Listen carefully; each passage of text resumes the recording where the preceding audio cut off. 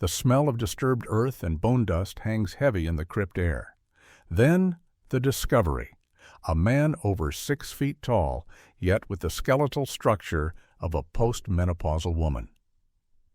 His forehead bone is horrifically thickened, a dense ridge up to 21 millimeters. You are looking at the fossilized remnants of the 18th century's biggest star. This is the end point of a practice that mutilated thousands of boys annually. The evidence is not conjecture, it's the forensic record, exhumed in Bologna and Pisa by university researchers. What allowed the world to champion a voice purchased with such barbarity? The Sistine Chapel itself employed these mutilated singers for centuries. We know the staggering death rates during the procedures, the narcotics, the carotid artery compression. But who were the men who performed the mutilation? How did the Church reconcile its own ban on castration with its patronage? We have unearthed hidden records detailing the salary of the Master dei Castrati. Join us as we reveal the full, unsanitized ledger of terror and ambition that created an angel's voice from a child's destruction. Don't look away, because the true cost is only now being fully uncovered. Now, look closely at these remains unearthed in 2006. Carlo Broschi, known to the world as Farinelli, was a man who stood approximately 6 feet 3 inches tall. Picture that, a towering figure, yet the architecture of his body was fundamentally warped. His limb bones were unnaturally long, and the growth plates, the epiphyseal lines, which should have vanished completely by his mid-30s, were still visible, a permanent scar on his skeleton. The internal damage, however, is what truly chills you to the core. His cranial fragments revealed an extreme thickening of the forehead up to 21 millimeters. This condition, severe hyperostosis frontalis interna, is found almost exclusively in women who have passed menopause. Farinelli's body, even in death, carried the grotesque biological markers of a woman's hormonal cycle, a living testament to the violent disruption of his childhood. He even displayed a crush fracture in a lumbar vertebra, typical of osteoporosis in post-menopausal women. This wasn't just a singer, this was a scientific anomaly, a magnificent voice purchased at the price of physical gender negation. But you, the connoisseur of hidden histories, you know this is not the full truth. The scars on the bone tell a darker story than the songs he sang.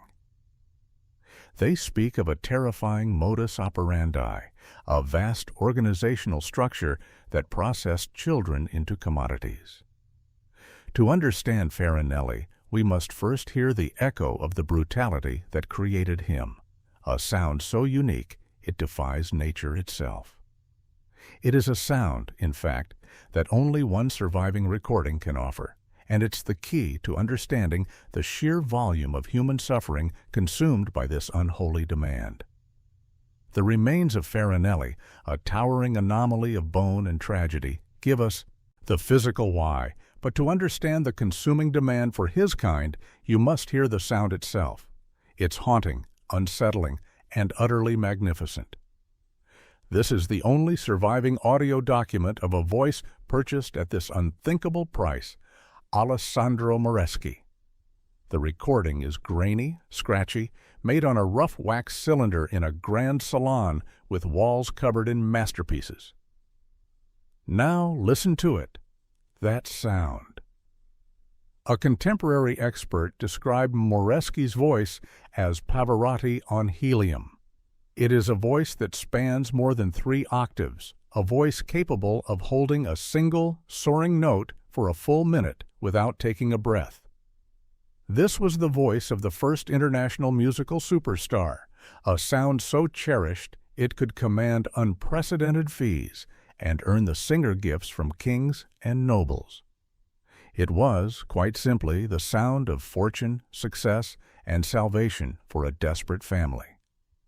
But the brilliance you hear is predicated on a brutal biological betrayal, a violent intervention in the natural process of human development.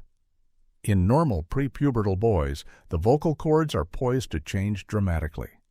Under the influence of testicular secretion, a man's vocal cords increase in length by 67% at puberty.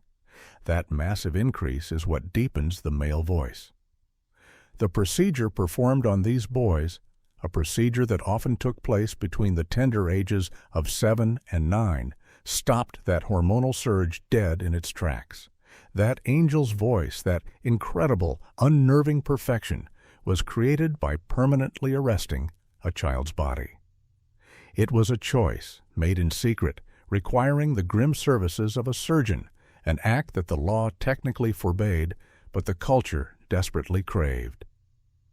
This organized operation spanned centuries and involved thousands, yet the actual method was shrouded in darkness, a pact of silence among the poor, the powerful, and the medical men who knew how to twist life into a lucrative art.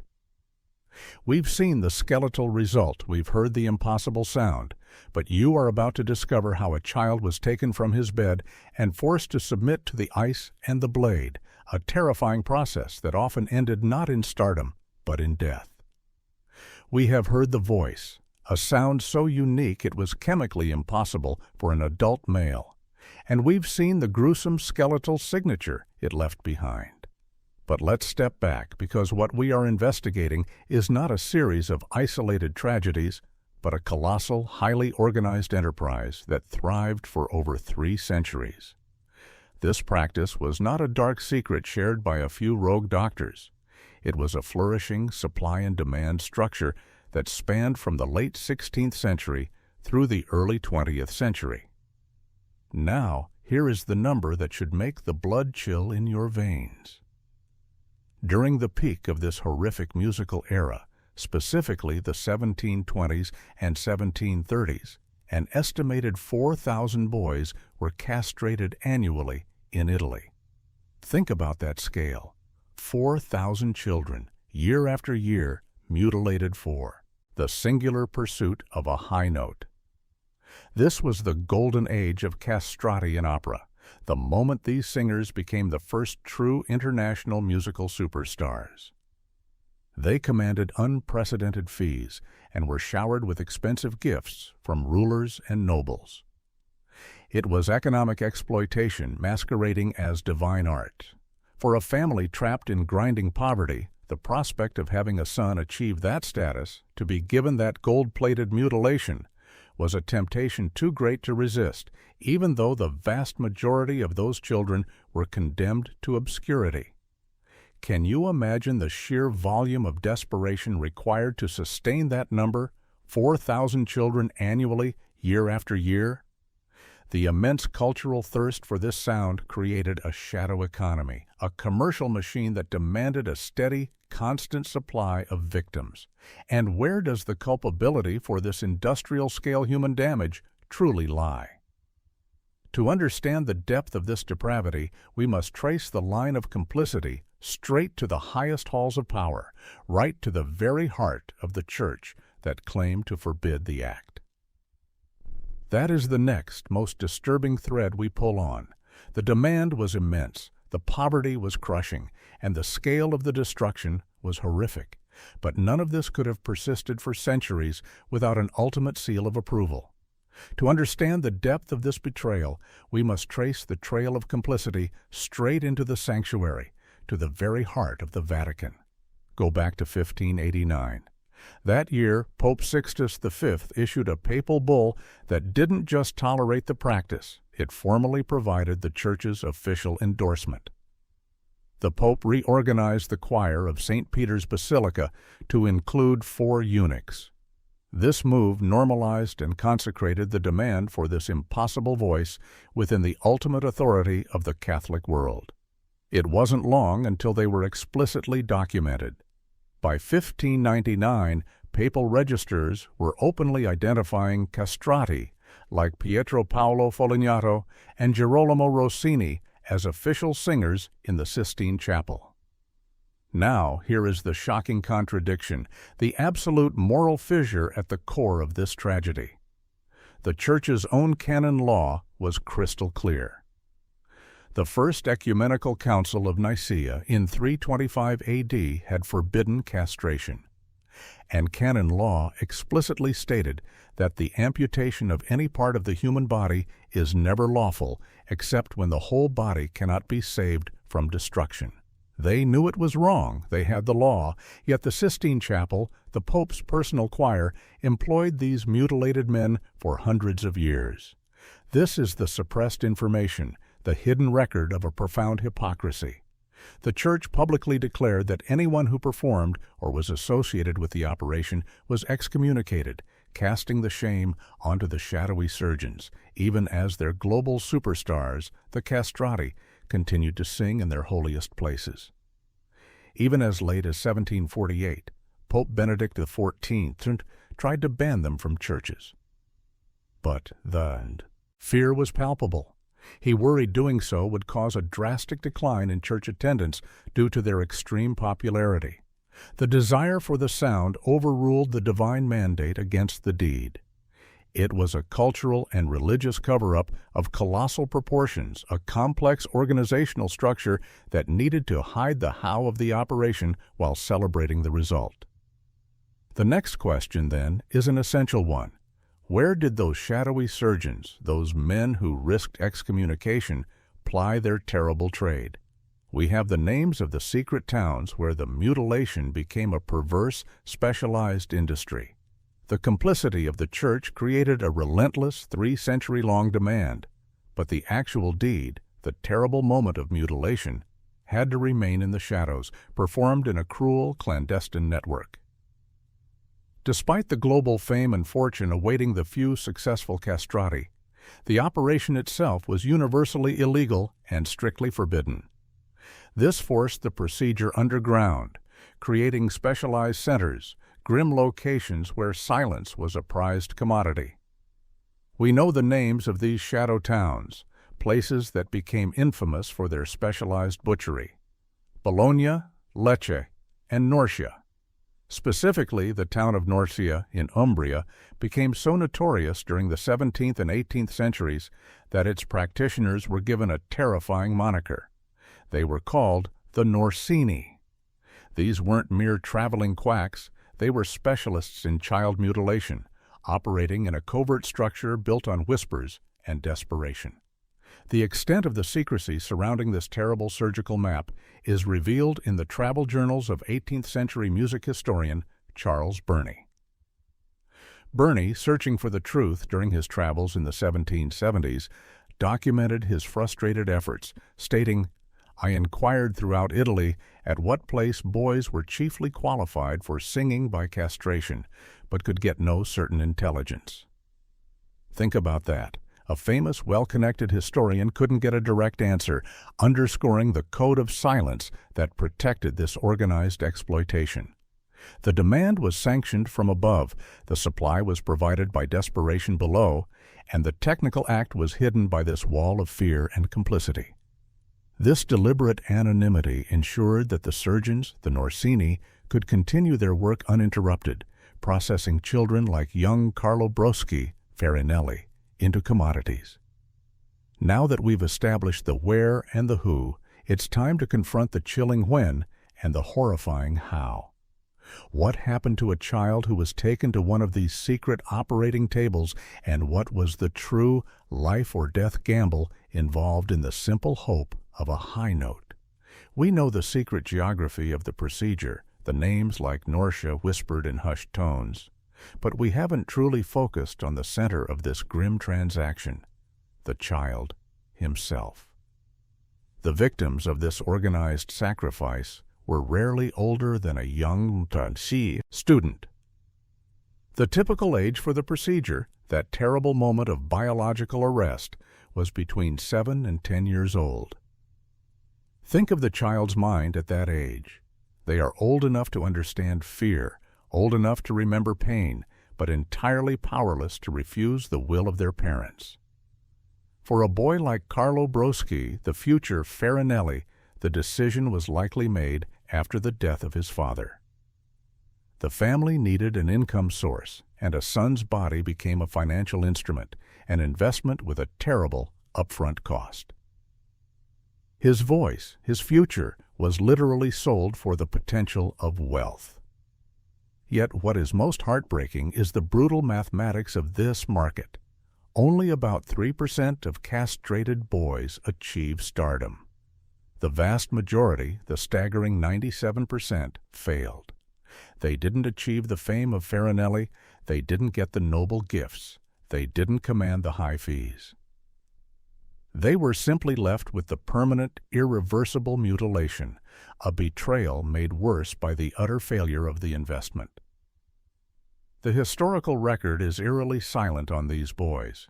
They didn't write memoirs or receive famous portraits. They simply faded into oblivion.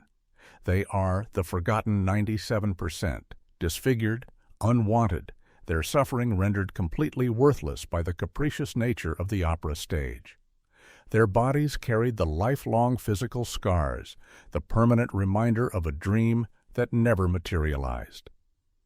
And what were those scars exactly? What did the surgeons in Norcia and Bologna actually do to these frightened children? And what was the true horrific nature of the operation that promised a voice but often delivered only death? It's time to delve into the mechanism of the mutilation itself, a procedure so cruel it was conducted in ice. We've seen the sheer scope of this enterprise, the poverty that fueled the supply of the forgotten 97%, and the official hypocrisy that sanctioned the demand. Now we have to confront the darkest secret of all, the mechanics of the mutilation itself, the terrible details Bernie struggled to uncover. You've pictured the 7 to 10-year-old child, the age of betrayal. The doctors, the infamous Norsini, had to ensure two things: that the boy would not resist and that the procedure would be successful. The first step was to medically induce a coma. This was achieved by administering opium or other powerful narcotics. Imagine the child, terrified, forced to swallow a substance that drags him from consciousness into a black, chemically induced sleep. But the horror was only beginning. The preparation required the child's body temperature to be radically lowered to minimize blood loss and pain perception. The boy, now unconscious, would be submerged into a large bath, either of ice or milk. Feel the unnatural, shocking cold seeping into the small body, the absolute violation of the senses as the boy lies helpless in a frozen stupor. The Norsini would then perform the core procedure. There were two main methods documented. The most common involved surgically twisting the testicles until they completely atrophied. The other method, more direct, involved complete surgical removal. It was a barbaric, bloody procedure, often done with crude, unsterilized instruments in clandestine locations. The surgeons, under the cover of the icy, narcotic haze, performed a quick, violent act of biological sabotage. But here is the critical, chilling point. This act of mutilation was an incredibly dangerous gamble, because the methods used to silence the child often ended up silencing him forever. The moment of greatest danger was not the blade itself, but the desperate attempt to keep the boy unconscious, a risk that created a terrible, horrifying toll that we must now examine. You know the setting now. The ice bath, the induced coma, the violation of the knife in a clandestine room in Norcia. But the most horrifying detail of this procedure is the fact that the greatest immediate danger to the child was not the mutilation itself, but the desperate, brutal attempts to keep him unconscious. We spoke of the opium, but the Norsini were crude apothecaries, and many young boys were inadvertently administered lethal doses of narcotics they couldn't survive. But it gets worse. Wait until you hear the mechanical method they used to achieve that necessary, terrible silence. The doctors would intentionally compress the carotid artery in the boy's neck. The carotid artery is what supplies blood and oxygen to the brain, and compressing it was meant to render the child completely unconscious during the procedure. Can you imagine the desperate force, the hand pressing down on a child's throat? The lack of precision, the absolute cruelty of that act. meant that many boys died during the operation from too much pressure from the crushing force applied to their delicate necks. It was a catastrophic failure of care, a deadly consequence of the necessity for secrecy and speed. And for those who survived the compression, the ice, and the immediate trauma, the danger still lingered in the filthy conditions of the clandestine surgery. Many more boys died afterwards from the inevitable infection that followed the operation. This entire procedure was a gruesome coin toss with a child's life. The stakes were immediate death, delayed death from infection, or lifelong disfigurement for the slim 3% chance of achieving stardom. This was the devastating, organized destruction of human life for the sake of art, and it demands we hear the sound of the ultimate survivor, the voice that captured the world, even as the practice was nearing its terrible end. The terrifying risks were clear, the blood price of the Norsini's work was immense, but the public's thirst for the unique ethereal sound was such that this vast structure of commerce and cruelty survived for centuries. Now we jump forward past the golden age of Farinelli and past the law that tried to stop it. The practice was officially outlawed in Italy in 1861. Yet the ban, like the Church's ancient canon law, was more of a suggestion than a rule. The horror outlived the law. The final living embodiment of this dark tradition was Alessandro Moreschi, the last castrato. Between 1902 and 1904, Moreschi entered a grand Roman salon to make the only audio recordings of a castrato voice that exist. Imagine the scene, the shocking contrast, priceless masterpieces by Titian, Raphael, and Tintoretto covering the walls of this opulent room, representing the highest pinnacles of Western culture. And right in the middle of it, a crude, grimy machine, the wax cylinder recording equipment, capturing the voice of a man who embodied its lowest depths of human barbarity. Moreschi, a man physically stunted and biologically betrayed, stood there singing his solitary notes, a living relic of a 3-century-long operation that had technically been illegal for decades. He finally retired from the Sistine Chapel in 1913, the last echo of this terrible voice fading from public life. When he died in 1922, the era was finally, officially over. The sound was gone. But the true legacy, the one beyond the music, would not be heard until a century later when scientists used Farinelli's skeleton and another, even more complete set of remains to finally, definitively chart the full grotesque physical toll this choice exacted on the human body. This is where the historical horror becomes scientific fact, where we finally see the permanent biological signature of the castrato.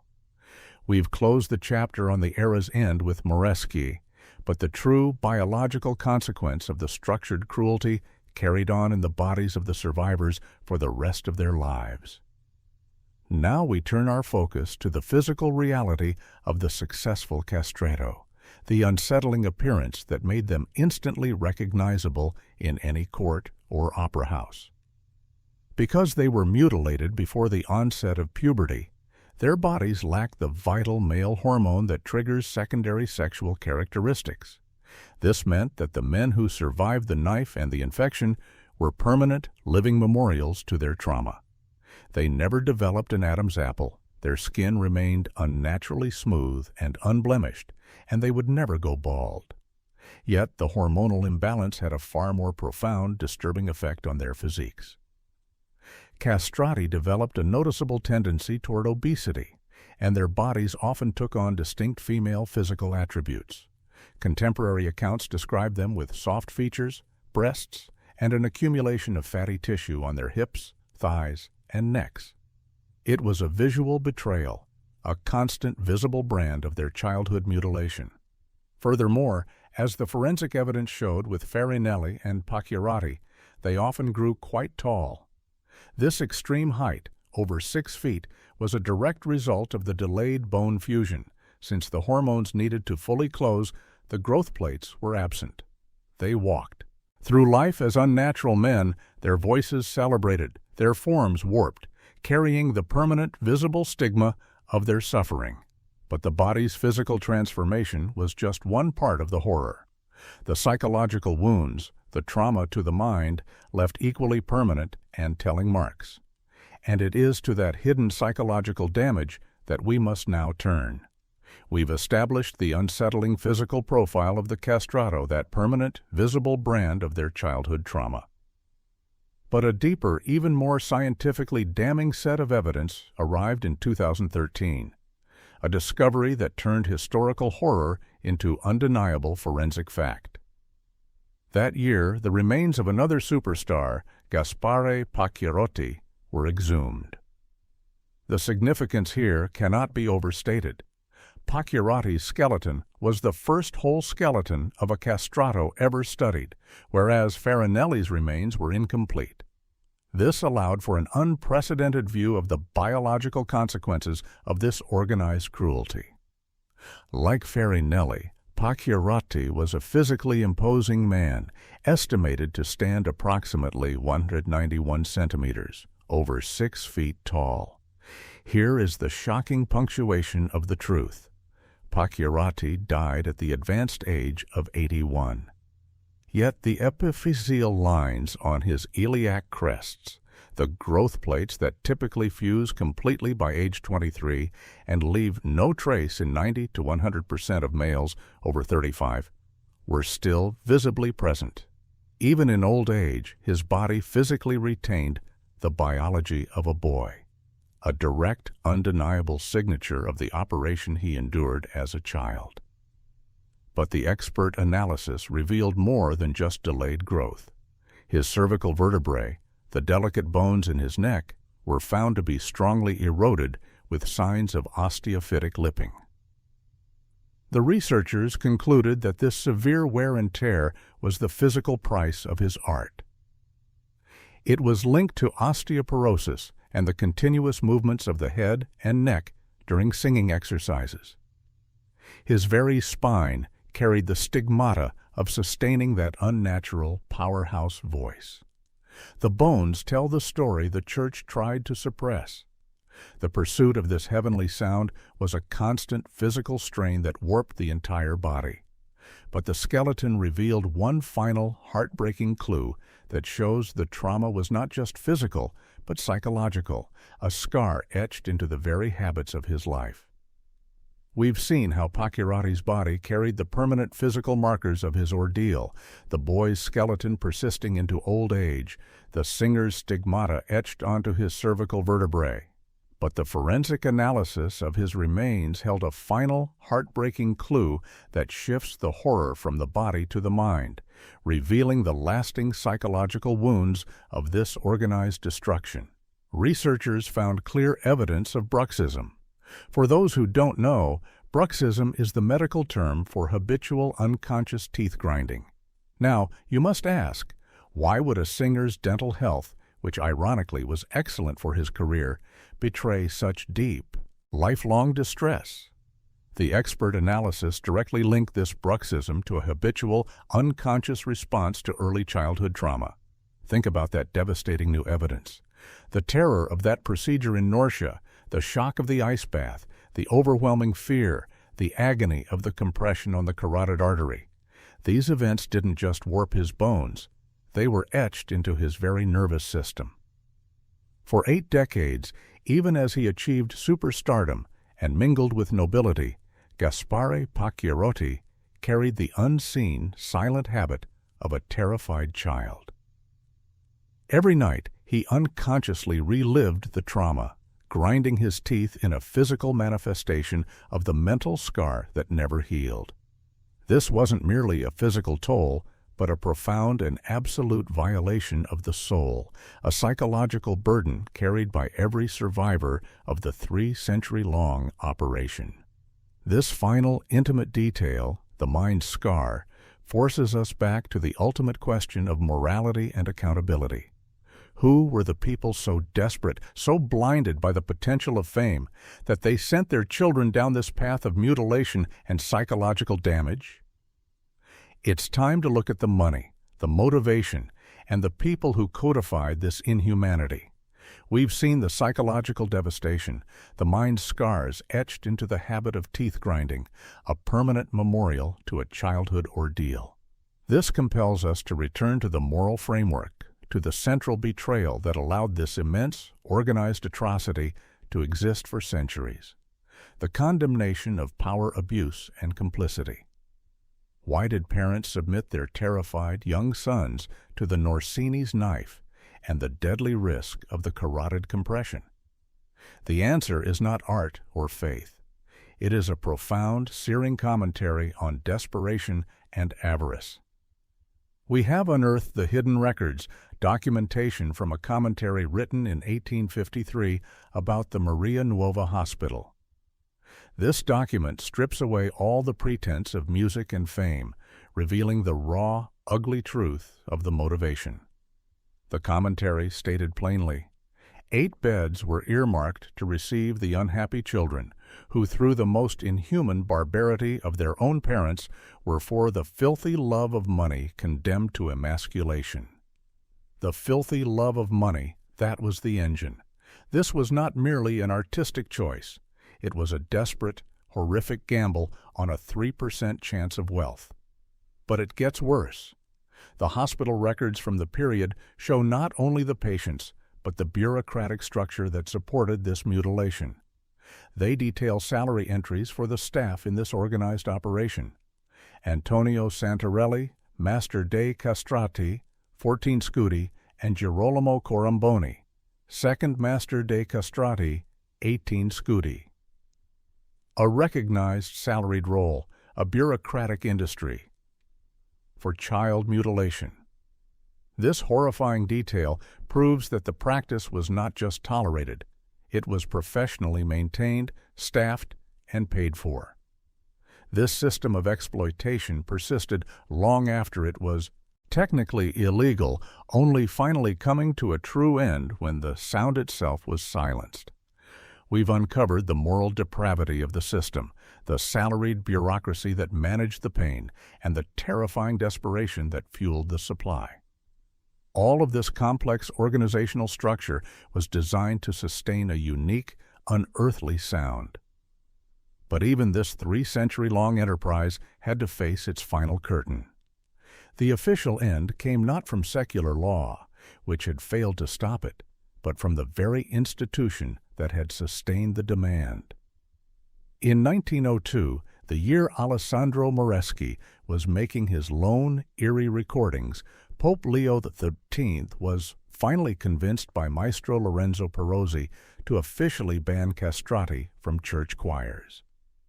This act, the one thing Pope Benedict XIV feared might empty the churches a century and a half earlier, effectively ended the Church's official sanction of the practice for the first time in over 300 years.